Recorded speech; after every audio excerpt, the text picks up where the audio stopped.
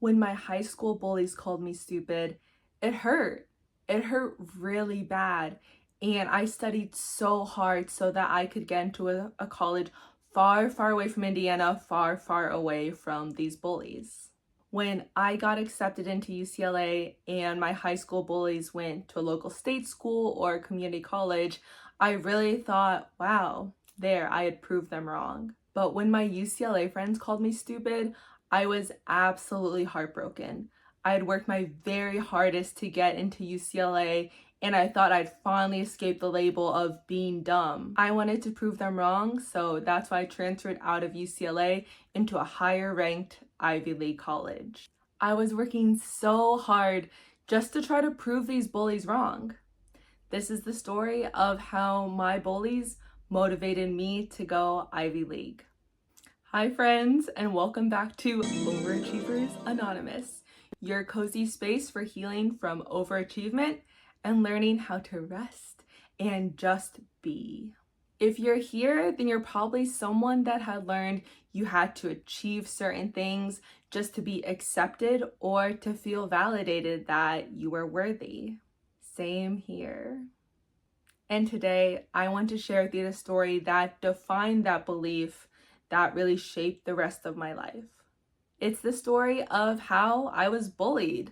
Bullied for not studying enough, bullied for dating too early, or just being dumb.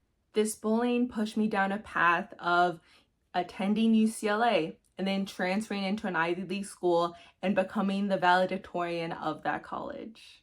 Not because I was confident, not because I was ambitious, but because I was deeply wounded. This is the real story behind my resume that really doesn't get posted on LinkedIn. So grab a tea, grab a coffee, grab a blanket, or just yourself, and let's get into it. Taking it back to high school, I was a very anxious kid. I was very anxious to prove myself to my classmates. I had the typical really hustle mindset, grindset when I was thinking about how to build up my high school schedule. I was taking the maximum amount of AP classes allowed. I was playing varsity tennis. I was a violinist in the orchestra. I was an editor in the school newspaper and doing countless volunteer hours just to build a really strong college admissions profile. But the moment I started dating these boys, these girls, everything shifted. It wasn't anything crazy, just your normal high school relationships. However, my friends would say things like, "Why are you wasting time on a boy? You're really losing focus. That is a dumb decision to do." Or, "Girls who date early end up failing later." I got bullied so severely for dating these boys or girls, and most of the bullies were my so-called friends in these other AP classes I was taking. These bullies called me the worst kinds of names, both to my face and in these anonymous online forums. I remember there was one afternoon in the high school cafeteria that really hurt my feelings. One of these so-called friends leaned over and said to me in front of everyone, "You're not that smart. You mess around too much." And everyone laughed, but I tried to go along with the joke. However, I was hurt. That line really just carved itself into me and my psyche. Suddenly, I was terrified that she might be right. So I started trying even harder to build an impressive college application resume. I stacked my schedule with anything that could make me appear to be more serious. I took extra AP classes just in case. I volunteered extra hours even though I wasn't sleeping enough at all. I even became a student leader in the tennis, orchestra, and newspaper organizations that I was a part of. None of this was out of joy or interest in these activities. It was really out of fear. The fear of being judged and the fear of my classmates thinking that I was stupid. This was really the birth of my overachiever wound. Not desire, not drive, but pure defense. I studied extra hard to prove my bullies wrong, and they were shocked when I got into UCLA and they only got into local state schools in Indiana or community colleges. I was so relieved that I could finally escape my bullies and move to LA, enroll as a UCLA student, and just have a brand new, fresh start. So onward I went to my freshman year at UCLA. When I got to UCLA, I felt like I could finally breathe. I was so excited to be in this brand new environment, in this warm, sunny city, and just rebuild my identity because none of my bullies were there to tell me otherwise. At first, everything was great. I got involved with a competitive hip-hop dance team, joined cultural organizations, and took some really interesting classes.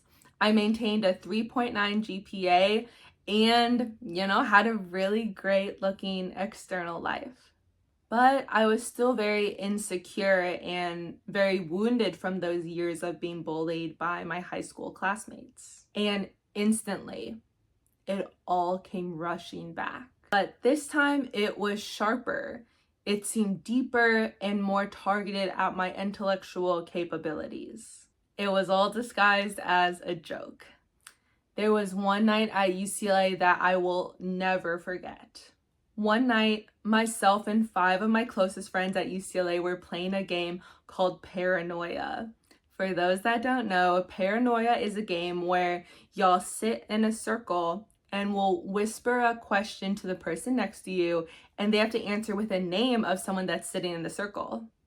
Then we would flip a coin, and if it landed on one side, then you had to say out loud what the question was that you answered with your friend's name. The best questions are typically a little silly, a little spicy, but the name of the game is Paranoia because it's supposed to make you paranoid of what your friends really think of you. In one instance, someone asked my friend a question and they said my name. I was like, didn't think anything of it. But then they flipped the coin and had to say out loud that question. It was, who do you think is the dumbest person in our friend group? And they thought it was me. I just sat there. I was frozen and just heartbroken that my UCLA friends thought of me in that way. This time, it hurt a lot more than when my high school bullies had called me stupid for entering these relationships early, because these were my friends in college. I had tried so hard to make a new identity for myself, to prove that I was a great student, but I couldn't escape the label of being the dumb friend.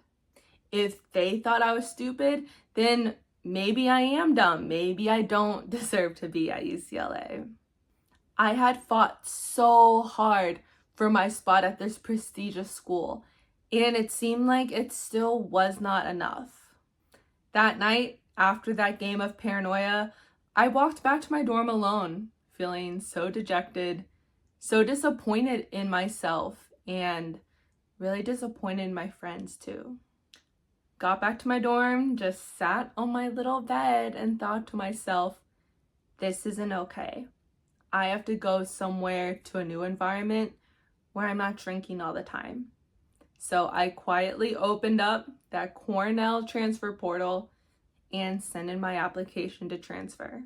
I didn't tell any of my friends that I was thinking about transferring to an Ivy League school.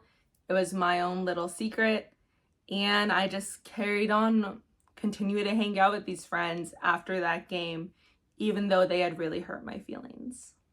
Months down the road, when I got my Cornell acceptance letter, I was shocked. I just looked at it for a couple seconds, double-checked the email, double-checked my name to make sure I was really going to be going to an Ivy League school, and I was so excited. Transferring into an Ivy League school just felt like an alternative reality, something that I had dreamed of as a younger person, but now I was really going to get my degree from an Ivy League institution. I envisioned that at Cornell, everything would be different. No one knew my past. No one knew that I had been bullied. This was my second chance at having an amazing college experience.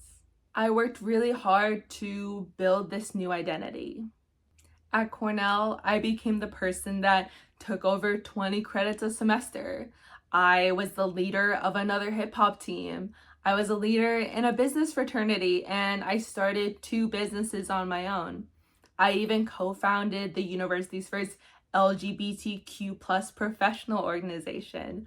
I was really doing it all. Eventually, I finished with a 3.9 GPA and was named valedictorian by the business school dean and Cornell's president. I even became a top 100 national business school graduate named by Poets and Quants. From the outside, it may have looked like resilience or drive, but deep down inside, I was so terrified that if I slowed down, that if I rested, then once again my classmates were going to call me stupid. People might imagine that being named valedictorian would be glamorous. However, on the inside, I felt like I was just waiting for the other shoe to drop. I remember I checked my GPA one semester. It was around a 3.9, and I was really proud of myself, but I was terrified of what might happen if I relented on my studying, if I slept a little more or had more fun with my classmates. I thought if I slip up now, then everyone will know that I'm not really that smart. So I pushed myself even harder. I slept even less. I completely disregarded dating, and I gave up everything in the pursuit of being the best student, the best entrepreneur, the best student leader possible. I burned out. The entire senior year at Cornell, chasing achievement became my entire identity. When the letter came from Cornell's president saying, "Congratulations, you're the valedictorian," I didn't really celebrate. I remember I cried a lot that day, actually, because I thought, why didn't this fix me? Why doesn't this feeling of achievement fill me with joy? Why am I still so incomplete? And that's when I realized achievement can't hide shame. It can't heal wounds. It can only hide it. After graduating from Cornell, I started my career in big tech at Google. I became a salesperson managing million-dollar portfolios, driving revenue for Google.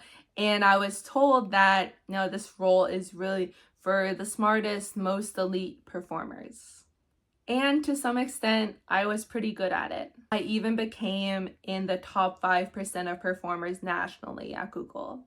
And yet, every time a manager would tell me, "Good job," or I would get a positive performance rating, I felt like they just hadn't discovered the truth yet.